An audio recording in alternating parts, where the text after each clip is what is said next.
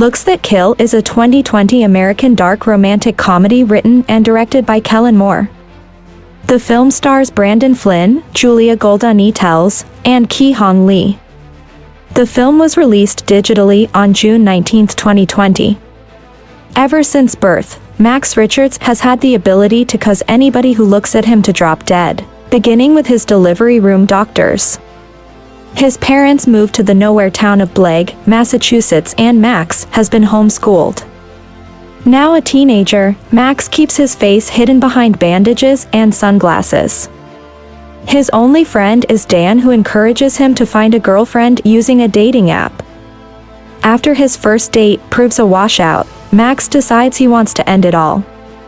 He is about to jump from a bridge when he meets Alex, whom he had previously spoken to in a hospital waiting room.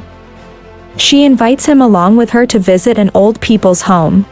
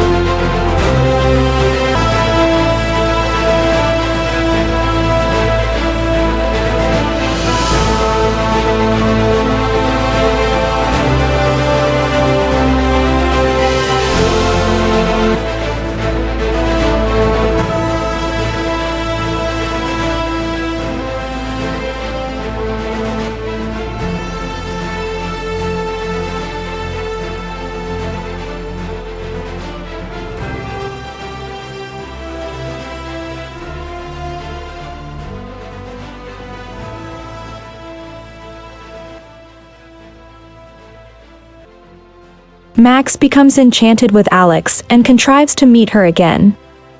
They strike up an attraction, even though Max cannot allow her to see his face. There is going to be a certain percentage of you that are just going to stop reading the moment I mention that Looks That Kill is a romantic comedy. If you are going to let your prejudices against an entire genre rule, then please stop reading now, otherwise I'd implore you to give this one a chance. I'm the first to agree that most rom-coms are drivel. I recently wrote an essay on the topic here at Romantic Comedies and was stretching to find any worth recommending. On the other hand, there are always exceptions in any genre.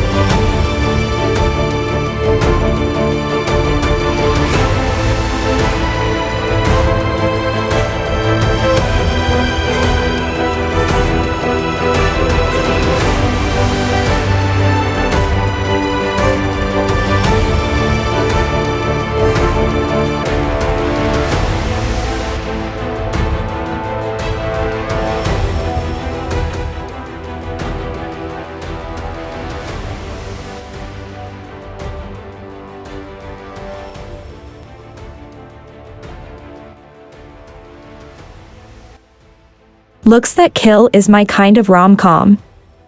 Any film that offers up a meet cute where the guy is in the process of jumping from a bridge and the girl walks by and strikes up a cheerful conversation about how they need to find a better bridge because that one is not tall enough for him to kill himself from hits the level of modern humor that strikes a note with me.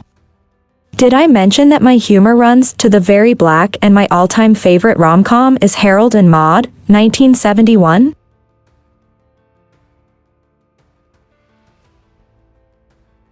If there was any precedent to compare Looks That Kill to, it might be the weirdly funny Nice Girls Don't Explode, 1987, about a girl whose dates have a habit of bursting into flames. This is a film that you can't help but think could, with a 180-degree twist, have easily been turned into a superhero film. Max is not dissimilar to Rogue's deadly kiss in X-Men, 2000, and you could easily imagine Max being taken in by Xavier's school for gifted youngsters.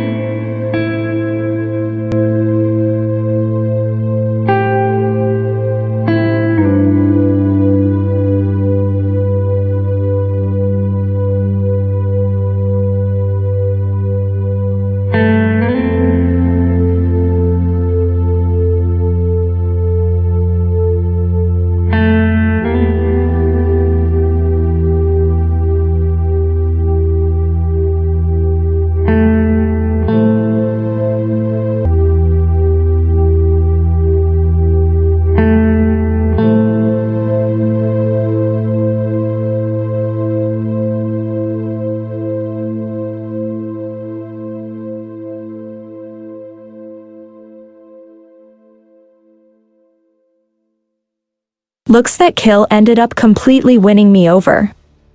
If it wasn't the idea of a romantic comedy with such an offbeat premise, it was the wonderfully understated deadpan of Kellen Moore's sense of humor. This is a film that overspills with originality and quirkiness. The scenes with the first kiss under the blanket are quite magical. And the performance of Monique Kim as the exchange student, all delivered without a line of dialogue in English, is side-splitting in its deadpan sourness. It is a film that arrives on screen fully formed. There is not a single move that Kellen Moore makes that is out of place.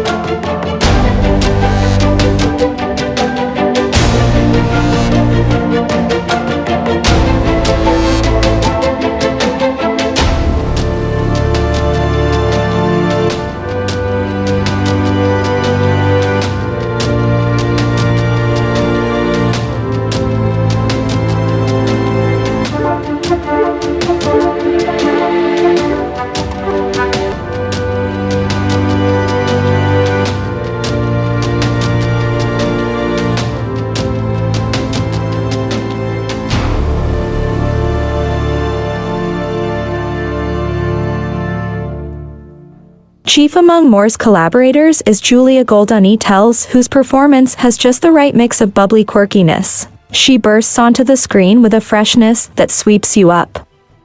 She gets Moore's sense of deadpan humor pitch perfect, and the film would be a whole lot the lesser without her.